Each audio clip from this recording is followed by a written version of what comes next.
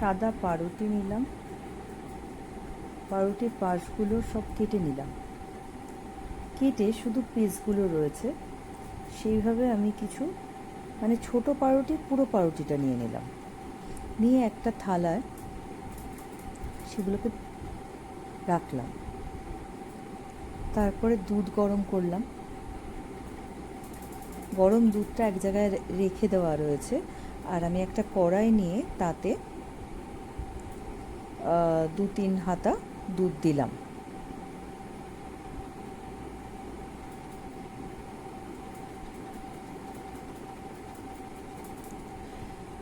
আমরা যখন ঠাকুর পুজো করি তখন কিছু বাতাসা, নকুলদানা এগুলো থেকে যায়, তো আমার প্রচুর বাতাসা প্রত্যেকবার স্টক হয়ে যায়, তো আমি কিছু না কিছু মিষ্টি বানাই।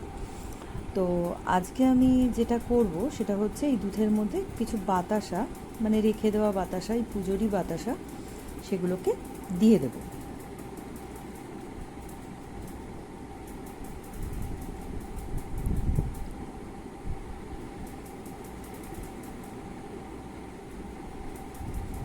এবার খুব ভালো করে মিশিয়ে নেব।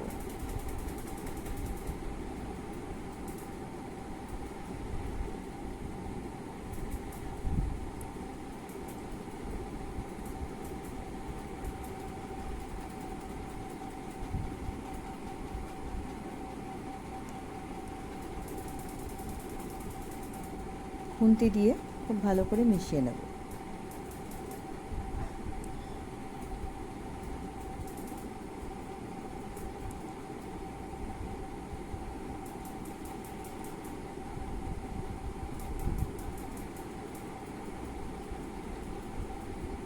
প্রথমে আমি ভেবেছিলাম পাউরুটিগুলোকে টুকরো টুকরো করে নেব, নিয়ে তারপরে দুধের মধ্যে দেবো, তারপর দেখলাম কোনো দরকার নেই, আমি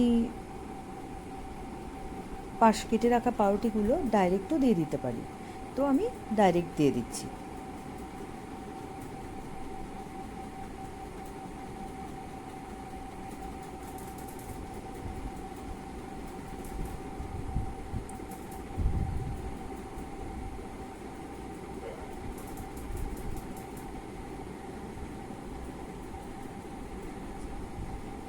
চুলার আঁচটা সিম করে নিয়ে আমি তার মধ্যে সমস্ত পাউরুটিগুলোকে দিয়ে দিলাম। অ্যাকচুয়ালি আমি এই দুধ আর বাতাসা মিশ্রণের সঙ্গে পাউরুটিটা দিয়ে এটা একটা মণ্ড তৈরি করব।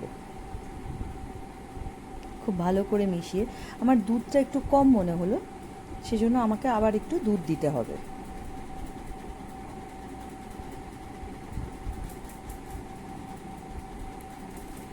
অনেকটাই মনে হচ্ছে দুধটা কম, কারণ পুরোটা মণ্ড তৈরি করতে গেলে যে আঠা আঠা ব্যাপারটা আসতে হবে সেটা হচ্ছে না, সেজন্য আমি আরও 2 হাতা দুধ দিয়ে দিলাম।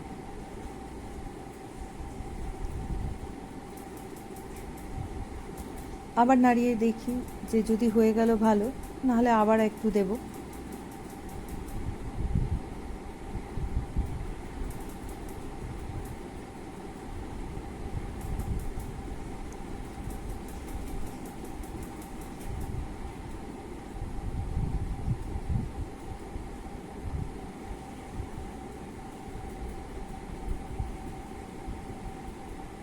আর একটু দুধ লাগবে বলে মনে হচ্ছে।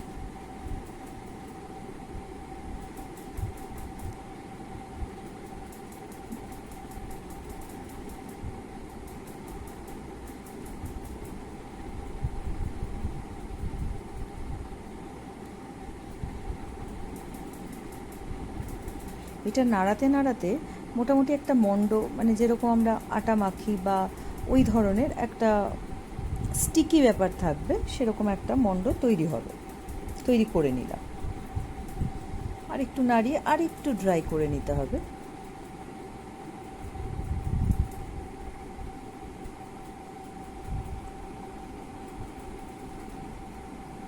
স্টিকি ব্যাপারটা এসে গেছে।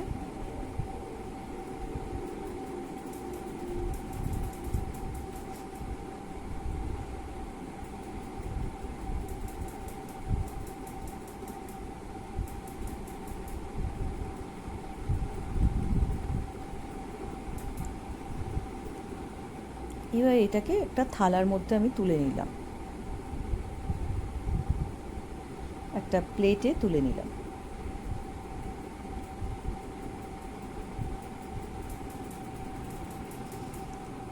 এবার এর মধ্যে আমি মিক্সড করব আমল দুধ।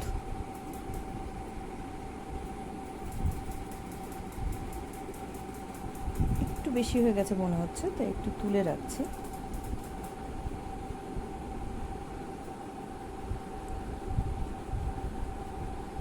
একটু গুঁড়ো আমল দুধ যদি মিশিয়ে নেওয়া যায় তাহলে টেস্টিও হয়, আর যে স্টিকি ভাবটা সেটাও একটু কমবে। আমি এর সঙ্গে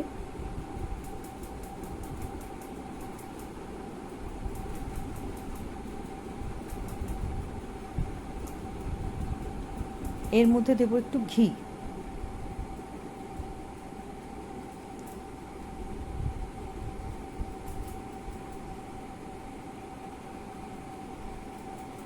অ্যাকচুয়ালি রেকর্ডিং করতে করতে আমার হাত থেকে ফোনটা পড়ে গিয়েছিল।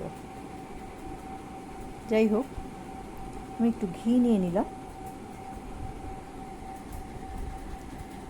এবার ঘিটা দিয়ে, আমল দুধ দিয়ে, এবার ওই পাউরুটি আর দুধ বাতাসা দিয়ে যে মণ্ডটা করা হয়েছে সেটাকে খুব ভালো করে মাখবো।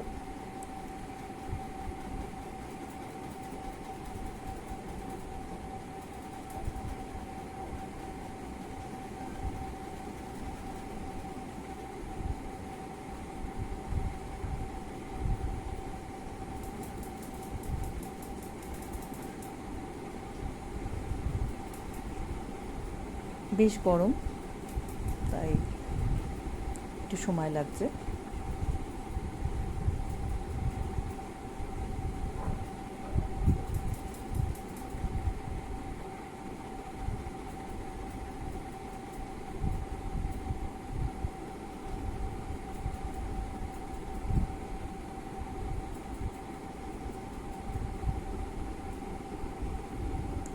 এবার এইভাবে মণ্ডটা করার পরে, এটা তো এখনও অনেকটা গরম, সেই জন্য এটাকে একটা শেপ দিতে একটু অসুবিধা হবে, সেই জন্য এটাকে একটু রেস্টে রেখে দিতে হবে আমায় 10 মিনিট।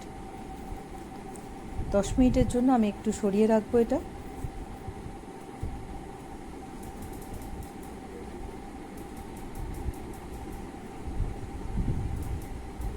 স্টিকি ব্যাপারটা রয়েছে।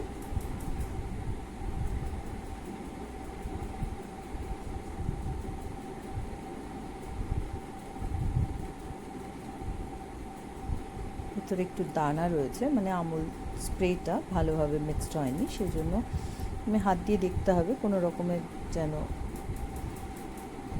ওটাকে দলা হয়ে না থাকে, সেজন্য এটা ভালো করে মেশাতে হবে।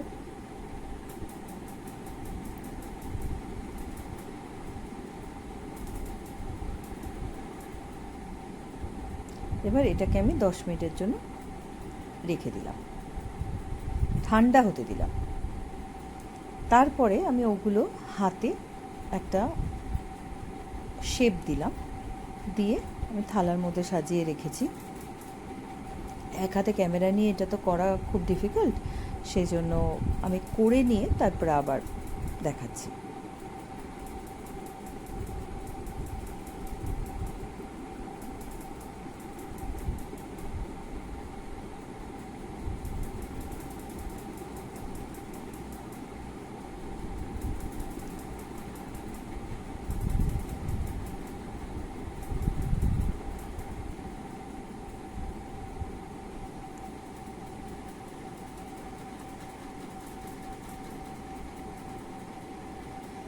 প্লেটে রেখে দিলাম। এবার আমি আবার একটা কড়াই নিলাম, কড়াইয়ে কিছুটা দুধ দিয়ে দেব।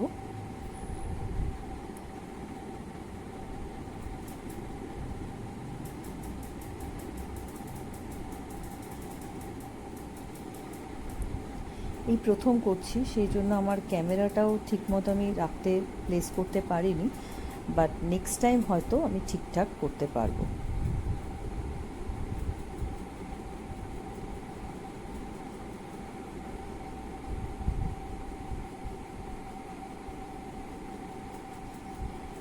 চটজলদি বানানোর মতো রেসিপিটা খুবই ভালো, কেউ হঠাৎ করে এসে গেল, ঘরে পাউরুটি আছে, আমি কোনো মিষ্টি তৈরি করে দিতে চাইছি, করতে পারি। বা অনেক সময় ঠাকুরের বাতাসা থেকে যায়, সেগুলো দিয়ে কী করব বুঝতে পারি না, পায়েস করি। সেই রকমভাবেই এইরকম মিষ্টিও বানিয়ে নেওয়া যায়। এটা একটা মালাই চমচম, বেশ ভালো টেস্টি। তো আমি দুধটা কড়াইয়ে গরম করে তার মধ্যে একটু 2 চামচ আমুল স্প্রে দিয়ে দিলাম, যাতে দুধটা ঘন হয়।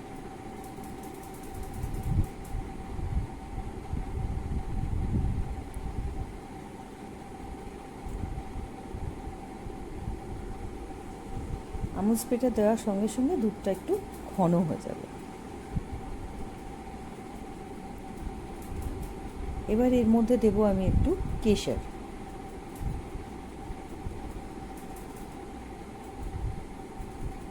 এটা অপশনাল, আমার বাড়িতে ছিল তাই আমি দিলাম, না দিলেও হয়।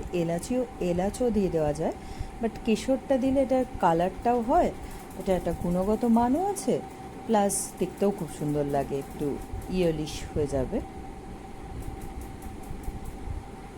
এবার এই দুধটার মধ্যে কেশর দেওয়ার পরে আমি ওই করে রাখা চমচমের মতো এইগুলোকে দুধের মধ্যে ছেড়ে দেবো। ব্যাস, এবার একটু নাড়িয়ে ছাড়িয়ে আমার মালাই চমচম রেডি।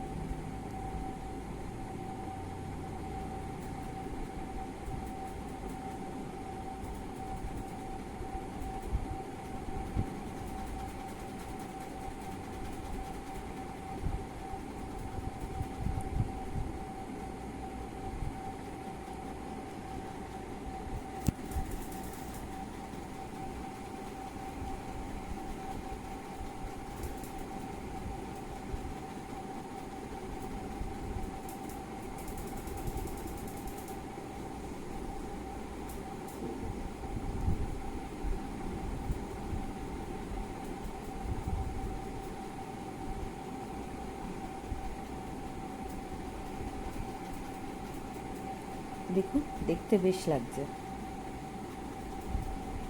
এবার আমি এটা সার্ভ করার জন্য একটা কাচের বোলের মধ্যে রাখলাম।